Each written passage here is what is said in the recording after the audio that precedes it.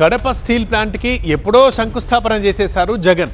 ఇప్పుడు మళ్ళీ భూమి పూజకు రెడీ అవుతున్నారు చంద్రబాబు. దీంతో రాయలసీమ రాజకీయం ఒక్కసారిగా భగ్గుమంది. వైసీపీ టీడీపీ మధ్య క్రెడిట్ వార్ షురు అయింది. దీంతో అప్పుడు వాళ్ళేం చేశారు, ఇప్పుడు వీళ్ళేం చేయబోతున్నారు అంటూ ఇటు జనాల్లో కూడా తెగ చర్చ నడుస్తోంది. ఇప్పుడు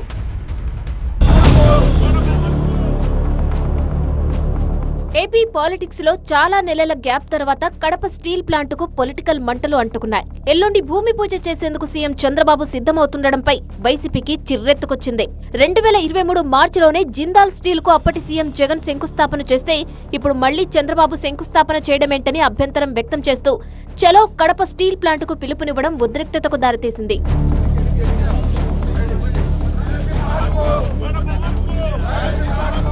చలో స్టీల్ ప్లాంట్ కు పిలుపునిచ్చిన వైసీపీ నేతలను జమ్మల మడుగులో అడ్డుకున్నారు పోలీసులు.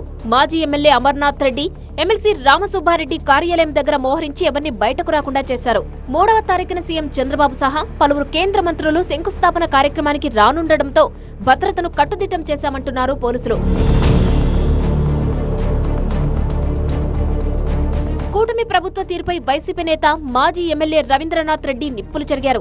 ఎప్పుడో శంకుస్థాపన జరిగితే ఇప్పుడొచ్చి ఏం చేస్తారని ప్రశ్నించారు. చంద్రబాబు నాటకాలను ప్రజలు గమనిస్తున్నారని, త్వరలోనే బుద్ధి చెబుతారని ఆగ్రహం వ్యక్తం చేశారు. ఎక్కడ చూసినా నువ్వు ఇంత దుర్మార్గం, ఇంత దారుణం, ఇంత దాష్టికం చేస్తున్న ప్రభుత్వాన్ని గతంలో ఎప్పుడు చూసిన పరిస్థితి లేదు అని చెప్పి తెలియజేసుకుంటున్నా. ఇప్పుడు కూడా ప్రజలందరూ కూడా నిన్ను కౌంట్ చేస్తున్నారు. ఖచ్చితంగా నువ్వు చేసి అన్నిటినీ కూడా కౌంట్ చేసే కార్యక్రమం జరుగుతోంది.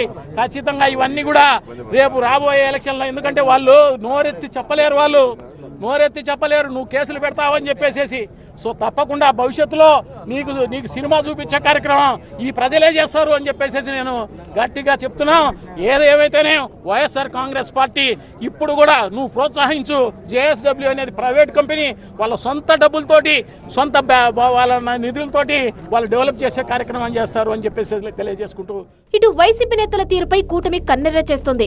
వైసీపీ హయాంలో బోర్డులు మార్చడం, శంకుస్థాపనకు పరిమితం చేయడం తప్ప స్టీల్ ప్లాంట్ నిర్మాణానికి ఒక్క ఇటుక కూడా వేయలేదని కూటమి నేతలు ఫైర్ అవుతున్నారు. ఇప్పుడు కేంద్రం సహకారంతో మౌలిక వసతులన్నీ కల్పిస్తూ స్టీల్ ప్లాంట్ కలను తామే సహకారం చేస్తున్నామని చెబుతున్నారు. మొత్తానికి రెండు పార్టీల మధ్య Kadapa steel plant credit war గట్టిగానే నడుస్తోంది.